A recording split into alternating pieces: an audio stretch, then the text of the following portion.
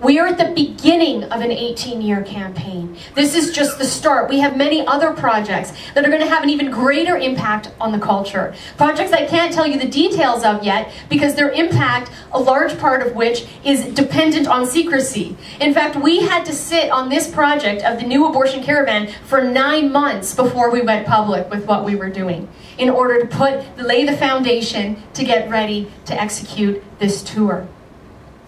The women of the old caravan intentionally ended their campaign in the spring of 1970 on Mother's Day to perversely frame the issue as one of women's rights.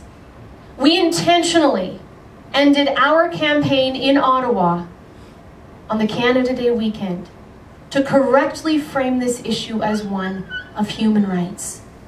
When we were in Winnipeg, where Canada's Human Rights Museum is being built, we made the point to the media and the public that abortion is Canada's greatest human rights violation.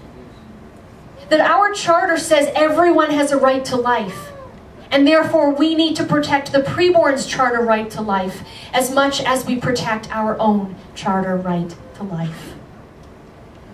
Before I enter into the last portion of my presentation, where I speak about where we go from here and what we can do together to end the killing over the next 2 decades, what I want to do is play for you a short video clip which really captures and summarizes what we've tried to communicate, as well as the significance of the old and new abortion caravans. I will warn you that the video we're about to press play on is more graphic and more disturbing than the first video Jonathan played this evening. And you may be tempted in moments to close your eyes or look down. And I'm going to pray that you do not at any moment look away.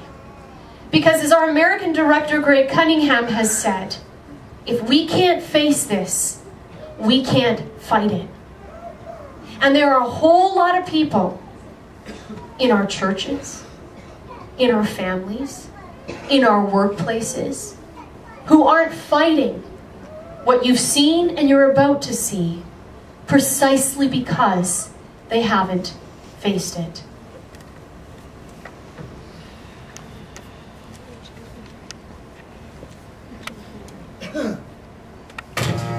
I'm not sure people get it. On May 29, 2012, the new abortion caravan's coming to Vancouver, and I still don't think people get the significance of what this means, or the significance of what the old abortion caravan, the 1970 abortion caravan, actually did to Canada. I was a history student at Simon Fraser University, where a lot of the women who were members of the first caravan went and left from. And I got to hear about it all the time. This glorious caravan that had brought us these new freedoms. The freedoms, it turns out, which led us to the disgusting status quo we have now. Abortion on demand for all 9 months of pregnancy, whether you're a girl, whether you're Down syndrome. Doesn't matter. You can get this baby torn apart, and it's paid for by us.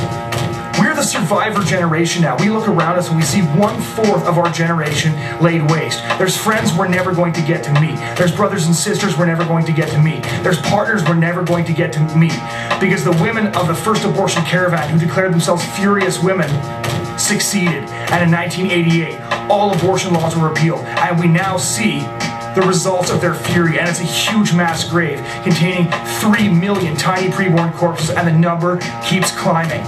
People might say, well, they were just seeking the freedom to choose. They were just fighting for women's rights. Do you really think that? Do you think they don't know what they were doing? Here, let me read you a letter from the Toronto Daily Star, May 19, 1970, that was published just after their Toronto rally. This was written by a woman named Aileen Savell from Oakville, and here's what she wrote, quote, "Consummate actresses that we are, if we women keep pushing and screaming, we shall succeed in pulling off the most stunning piece of legislation ever, abortion on demand. A stroke of the pen, and absolute power over life and death is ours. What a heady triumph. Why, I can almost taste the glory. Even God will envy us." This was their goal, and this is what they got. If you think for a moment that those who were pushing for abortion on demand didn't know they were killing, didn't know they were pushing for the deaths of babies, as they said themselves, the power over life and death, then you're kidding yourself. And this is why we're doing what we're doing. This is why we're showing what these babies look like on the street. This is why we're showing their shattered bodies, because their shattered bodies give us the last message they are capable of giving, and that is end the killing. We have to end the killing. They tried to get abortion completely unrestricted by saying things like, well, guess what? Women are dying in back alley abortions. Well, here we have common ground. We both think it's wrong to kill people with coat hangers. But just because a suction machine might work better, it doesn't make it any more ethical or any more moral. At the end of the day, you're still targeting the body of a baby and tearing it to pieces. And it's time to stop. It's time for us to say no, because way too many have died. We lose 266 every single day that we sit around and we wait. And we talk about the old abortion caravan as if it brought us freedom, when actually all it did was bring us the freedom to kill our own offspring.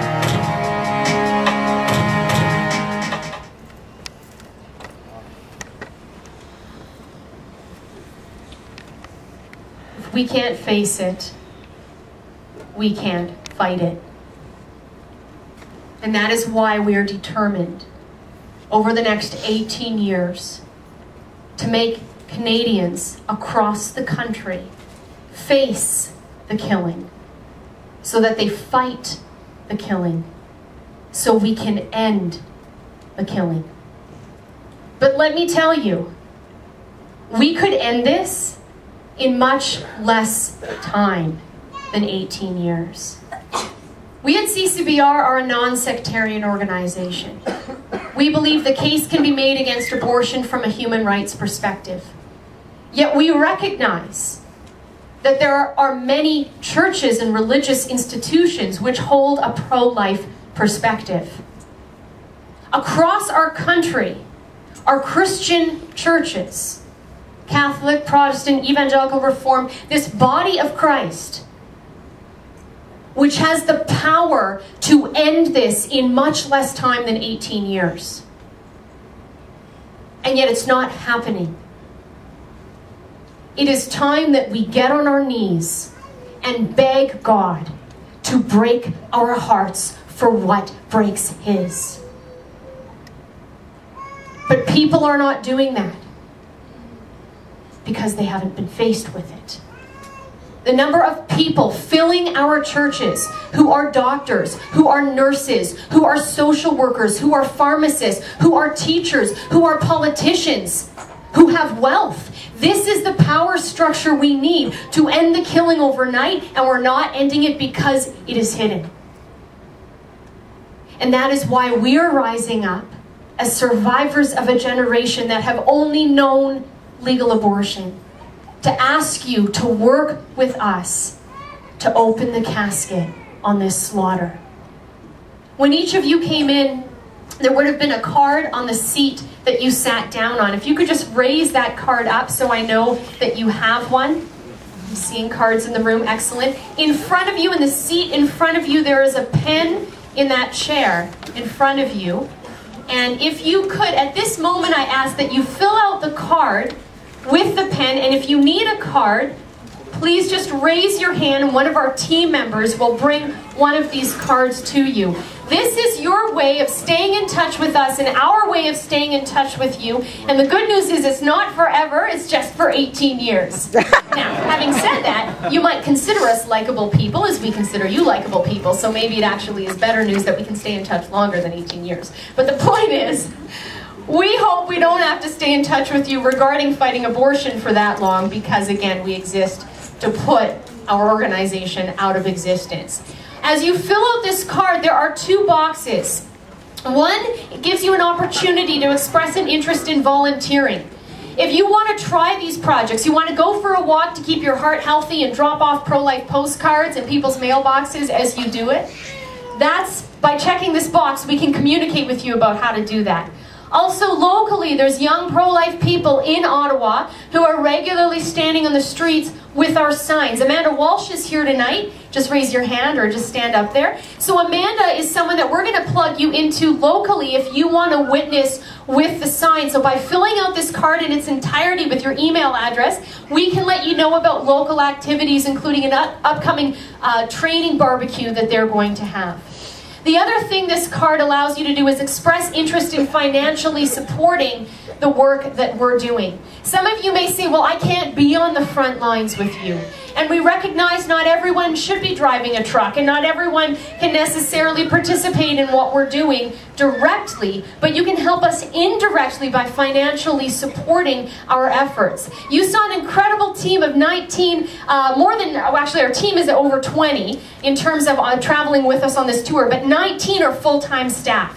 And in order to be full-time staff, they need salaries. And in order to run these trucks, we need large sums of money. So I ask that you consider not only checking off that box tonight, but writing a check tonight with the biggest amount possible you can give to help us end the killing. There's also a credit card form on every chair you sat on, so that if you wish to give by credit card, you may do that, one time or on a monthly basis.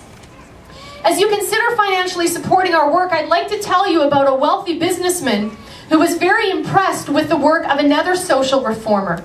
He was so impressed because this social reformer was willing to get arrested for a cause that he believed in. This social reformer was experiencing persecution, he was being inconvenienced, and he was willing to take it all for what he supported, for what he believed in. The wealthy businessman's name was Ed Ratcliffe.